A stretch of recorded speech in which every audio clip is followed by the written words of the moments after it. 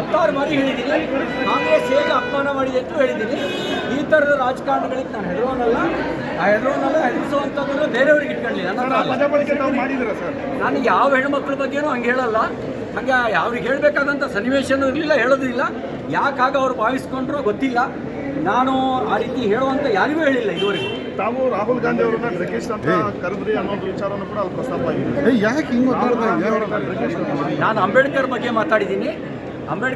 ಮಾತಾಡಿದ್ದೀನಿ. ಅಮಿತ್ ಶಾ ಅವರು ಕಾಂಗ್ರೆಸ್ನವ್ರ ಬಗ್ಗೆ ಹೇಳಿದ್ದ ವಿಷಯವನ್ನು ತಿರ್ಚಿದ್ದಾರೆ ಅನ್ನೋ ವಿಷಯ ಮಾತಾಡಿದ್ದೀನಿ. ಸರ್, ತಮ್ಮನ್ನ ಉದ್ದೇಶಪೂರ್ವಕವಾಗಿ ಸರ್ ಏನು ನೋಡಿ ಈ ರೀತಿ ಹೆದರುವಂಥ ರಾಜಕಾರಣಿ ಅಲ್ಲ, ಆ ರೀತಿ ಹೆದರಿಸುವಂಥ ರಾಜಕಾರಣ ನನ್ನ ಹತ್ರ ಮಾಡುವಂಥದ್ದು ಬೇಡ. ಆ ರೀತಿ ಹೆದರಿಸಿ ರಾಜಕಾರಣ ಮಾಡೋಕ್ಕೆ ನಾನೇನು ಇವತ್ತು ನೆನ್ನೆ ಬಂದವನಲ್ಲ. ಸರ್, ತಮ್ಮನ್ನ ಉದ್ದೇಶಪೂರ್ವಕವಾಗಿ ಕೆಣಕ್ತಕ್ಕಂಥ ಒಂದು ಕೆಲಸ ಇದೆ. ವಿಷಯಾಂತರ ಮಾಡೋದಕ್ಕೆ ನೋಡಿ, ನಾನು ಕಟ್ಟರ್ BJP ಎಲ್ರಿಗೂ ಗೊತ್ತು.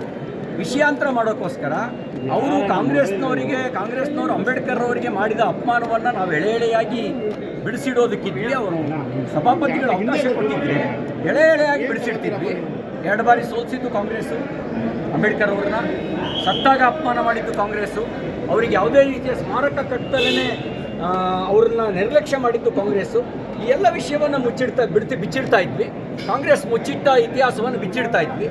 ಹತಾಶೆಗೊಂಡಿದ್ದಾರೆ, ಫ್ರಸ್ಟ್ರೇಟೆಡ್ ಆಗಿ ಹೇಳ್ತಾ ಇದ್ದಾರೆ. ಸರ್, ಲಕ್ಷ್ಮೀ ಹೆಬ್ಬಾಳ್ಕರ್ ಮಾತ್ರವಲ್ಲ, ಎಲ್ಲರೂ ಕೂಡ ಕಾಂಗ್ರೆಸ್ನ ಸದಸ್ಯರು ಕೂಡ 10 ಬಾರಿ ಆ ಪದ ಬಳಕೆ ಮಾಡಿದ್ರಿ ಅಂತ ಹೇಳ್ತಿದ್ದಾರೆ. ಈಗ ನಿಮಗೆ 10 ಬಾರಿ ಪದ ಬಳಕೆ ಮಾಡಿದ್ರೆ ವಿಜುವಲ್ಸ್ ಇರಬೇಕು, ಆಡಿಯೋ ಇರಬೇಕು, ತೋರಿಸಿ.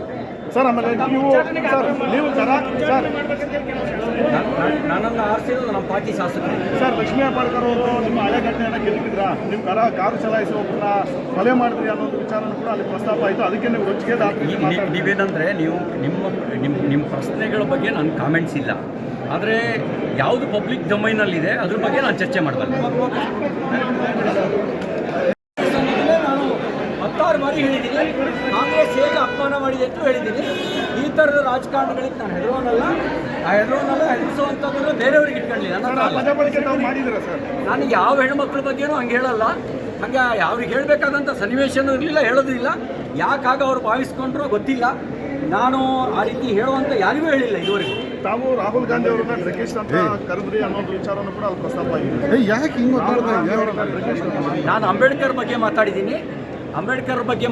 ಅಮಿತ್ ಶಾ ಅವರು ಕಾಂಗ್ರೆಸ್ನವ್ರ ಬಗ್ಗೆ ಹೇಳಿದ್ದ ವಿಷಯವನ್ನು ತಿರ್ಚಿದ್ದಾರೆ ಅನ್ನೋ ವಿಷಯ ಮಾತಾಡಿದ್ದೀನಿ. ಸರ್, ತಮ್ಮನ್ನ ಉದ್ದೇಶಪೂರ್ವಕವಾಗಿ ಸರ್ ಏನು ನೋಡಿ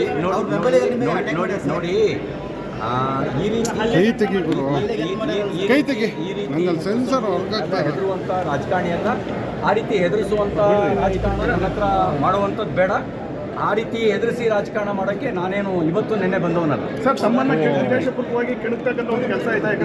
ವಿಷಯಾಂತರ ಮಾಡೋದಕ್ಕೆ ನೋಡಿ, ನಾನು ಕಟ್ಟರ್ BJP ಎಲ್ರಿಗೂ ಗೊತ್ತು.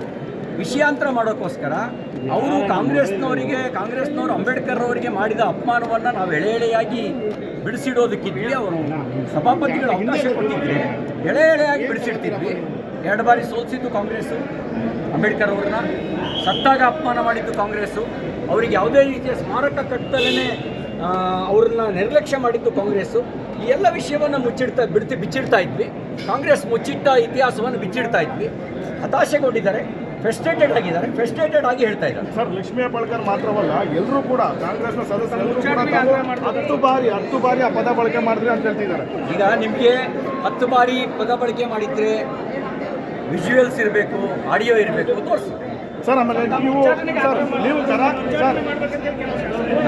ನನ್ನನ್ನು ಆರಿಸಿರೋದು ನಮ್ಮ ಪಾರ್ಟಿ ಶಾಸಕರು. ಸರ್, ಲಕ್ಷ್ಮೀ ಹೆಬ್ಬಾಳ್ಕರ್ ಅವರು ನಿಮ್ಮ ಹಳೆ ಘಟನೆಯನ್ನು ಕೆದಕಿದ್ರ, ನೀವು ಕಾರು ಚಲಾಯಿಸುವೊಬ್ಬರನ್ನ ಕೊಲೆ ಮಾಡಿದ್ರಿ ಅನ್ನೋದು ವಿಚಾರನೂ ಕೂಡ ಅಲ್ಲಿ ಪ್ರಸ್ತಾಪ ಆಯಿತು. ಅದಕ್ಕೆ ನೀವು ರೊಚ್ಚಿಗೆ ನೀವೇನಂದರೆ ನಿಮ್ಮ ಪ್ರಶ್ನೆಗಳ ಬಗ್ಗೆ ನನ್ನ ಕಾಮೆಂಟ್ಸ್ ಇಲ್ಲ, ಆದರೆ ಯಾವುದು ಪಬ್ಲಿಕ್ ಡೊಮೈನಲ್ಲಿದೆ ಅದ್ರ ಬಗ್ಗೆ ನಾನು ಚರ್ಚೆ ಮಾಡಬಲ್ಲೆ.